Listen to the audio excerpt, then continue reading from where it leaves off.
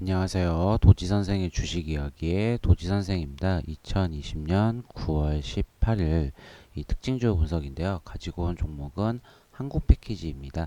한국패키지 같은 경우 오늘 시장에서 상한가를 가게 되었는데요. 이 종목이 이렇게 시장에서 강세를 보일 수 있었던 이유에 대해서 이야기해 보도록 하겠습니다. 우선 먼저 기업 정보부터 알아보도록 하겠습니다. 이 한국 패키지는 코스닥에 상장한 회사고요. 섹터는 이제 종이 목재 섹터입니다. 이 동사 같은 경우는 이제 식품용 포장용기 제조 및 판매를 하고 있고요. 이 동사 같은 경우 이제 국내 최초로 카본팩을 생산함으로써 이제 국내 및 일본 시장에서 이제 꾸준하게 이 카본팩을 생산하는 기업입니다. 이 동사 같은 경우는 이제 실적을 체크해 보게 되면 2017년부터 2019년까지 매출액 부분은 감소했다가 증가한 모습을 보이고 있고요. 영업이익도 마찬가지고 당기순이익도 마찬가지로 2018년도에 잠시 주춤했다가 2019년도에 좀 증가하는 모습을 볼 수 있었습니다. 이 분기 실적 보시게 되면 2019년 4분기부터 올해 2분기까지 매출액은 뭐 큰 폭의 변화도 없고요. 영업이익도 큰 폭의 변화 없고 이 당기순이도 큰 폭의 변화는 없지만 실적이 그래도 흑자인 회사이기 때문에 뭐 큰 위험은 없는 회사인데요. 이 동사 같은 경우 이렇게 시장에서 상한가를 갈 정도로 이렇게 강세를 보일 수 있었던 이유에 대해서 이야기해 보게 되면 먼저 이전에 이때의 상승을 기억하셔야 됩니다. 이 8월 28일 날 이때 상승은 제가 영상을 이 한국 패키지로 찍진 않았지만 다른 영상으로 찍었죠. 바로 삼용물산으로 이날 같이 언급했던 종목인데요. 보시게 되면 이때 삼용물산도 삼육물산입니다.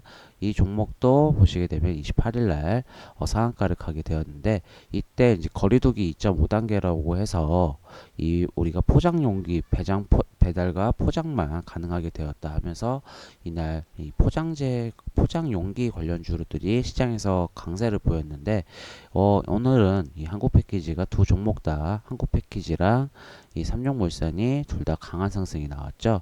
삼용물산도 상한가를 갈 정도로 보시게 되면 이 한국 패키지와 삼용물산 두 종목이 강하게 된 이유는 바로 오늘 장중에 뉴스가 하나 나온 게 있는데요.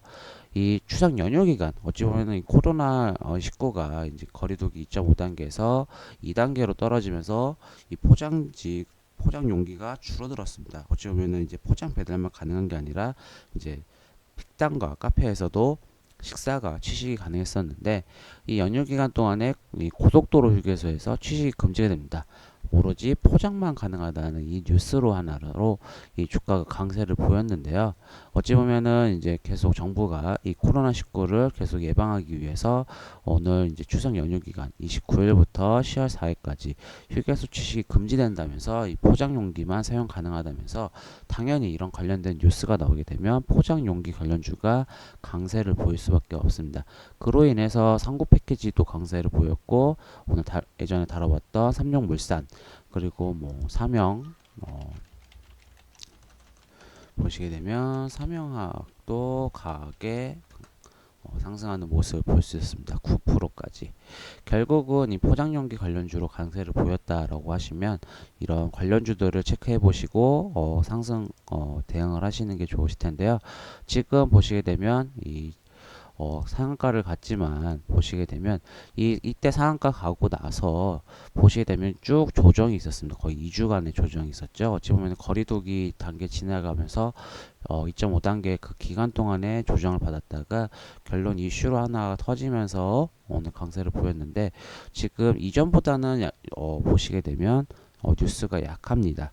기억해 보시게 되면 거리두기 2.5단계는 서울 수도권 모든 기간 동안에 포장 용기 관련된 종목들이 포장 용기만 이제 배달만 가능했었는데 이 지금은 4일째 이 전국 고속도로 휴게소지만 4일짜리란 말이에요. 결국은 이 뉴스가 더 크게 상승하기 위해서는 코로나 환자들이 더 증가하여 뭐 거리두기 단계가 더 증가하거나 아니면 포장 배달 용기를 더 권장해야지만 강세를 보일 수 있다라고 보시면 좋을 것 같고 결국은 월요일날 어느 정도 갭을 띄우고 하락할 가능성이 높은 종목이라고 저는 생각이 됩니다. 우선은 뭐 지지받고 올라왔지만 더 큰 재료가 있어야지만 주가 더 크게 상승할 수 있고요. 특히 한국 패키지 같은 경우는 이 분봉을 보시게 되면 어, 진짜 변동성이 너무 컸던 종목이라고 저는 생각이 되거든요. 그렇지만 이게 이날만 그런 게 아니라 지금 보시게 되면 상한가를 가게 된 날도 보시게 되면 변동폭이 엄청 컸던 종목입니다. 이때도 거의 9%, 10% 가까이 떨어뜨렸다가 다시 올리는 모습을 보였는데 결국 이 당일에도 지금 보시게 되면 쭉 하락했던 게 7.8%까지 거의 뭐 8%까지 빠졌던 힘을 보여주기 때문에 이렇게 좀 한국 패키지 같은 경우는 이쪽에 있던 세력 같은 경우는 제가 보기에는 조금 흔들기가 강했던 세력이고요. 물론 많은 거래량이 터져 나왔기 때문에 더 큰 상승이 나올 수는 있지만 저 같은 경우는 뭐 재료를 봤을 때는 어느 정도 이 종목이 지금 신고가, 연 신고가가 가기 전에도 지금 힘이 어느 정도 부족하다고 보고 있기 때문에 저는 월요일에 갭을 띄우고 좀 떨어질 거라고 보고 있고요. 오히려 밑에서 대응하시는 방향, 기술적 분석 방향으로 주가가 떨어지고 나면 조정이 왔을 때 대응하시는 게 좀 더 좋은 방법이라 생각이 되기 때문에 신규 진입은 자제하시고요. 뭐 물론 뭐그 중간 사이에 포장 용기 이런 걸 더 권장한다라는 이 이슈가 생기게 되면 한국 패키지나 삼성물산 삼형화학 등 대응해 보시면 좋으실 것 같고요.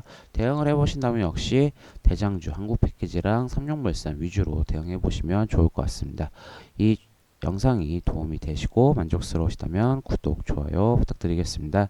지금까지 도지선생의 주식 이야기의 도지선생이었습니다. 감사합니다.